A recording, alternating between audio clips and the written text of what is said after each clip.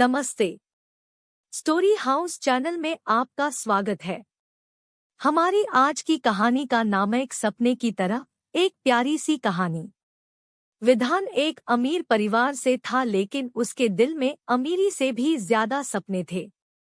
वह एक दिन एक महिला से मिलता है जिसकी तरह वह कभी सपनों में नहीं सोच सकता था। वह उसे पहली नजर में ही प्यार कर बैठा। उस महिला का नाम अभिनंदना था। वह बेहद सुंदर थी और उसकी एक अदा से ही विधान को उससे मोहब्बत हो गई। वह उसे अपने सपनों की रानी बना लेना चाहता था। उन्होंने एक दिन अभिनंदना को एक गार्डन में बुलाया। वह उसे अपनी भावनाओं का इजहार करना चाहता था, लेकिन उसका धैर्य टूट गया और वह कुछ नहीं बोल पाया। उस दिन से वह अपने सपनों का खोखला रहा।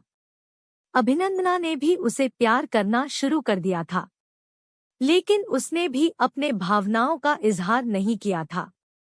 वे एक दूसरे से प्यार करते थे, लेकिन यह बात दोनों को पता नहीं थी। फिर एक दिन वे दोनों एक साथ गार्डन में बैठे थे। अभिनंदना ने उसे समझाया कि वह उससे प्यार करती है। विधान ने भी उसे बताया कि वह उससे प्यार करता है। दोनों आपस में एक दूसरे के इशारों से ही समझ गए थे, लेकिन उन्होंने कभी अपने भावों को बाहर नहीं निकाला था। उन्होंने एक दूसरे के हाथों में अपने हाथ डाले और उनके आंखों में देखा। वे दोनों बिना कुछ कहे एक दूसरे के आंगन में गए। वे दोनों ने एक दूसरे के सपनों को पूरा करने का फैसला किया। वे एक दूसरे के साथ हमेशा साथ रहने का फैसला कर लिया। अब उनके सपनों को पूरा करने के लिए कुछ भी नहीं बचा था। वे दोनों एक दूसरे को खोजने के बाद अपने लक्ष्य की तलाश में नहीं रहे थे। वे एक दूसरे को मिलकर अपने सपनों को पूरा कर रहे थे। इसी तरह अभिनंदना और विधान की एक प्यारी सी कहानी शुरू हुई थी, जो एक सपने की तरह थी।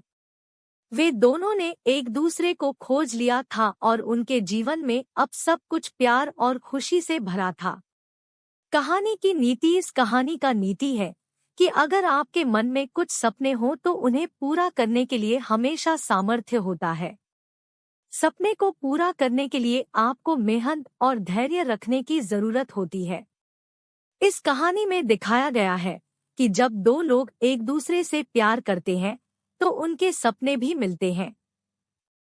प्यार में सब कुछ संभव होता है, इसलिए हमेशा अपने सपनों को पूरा करने के लिए प्रेरित रहें।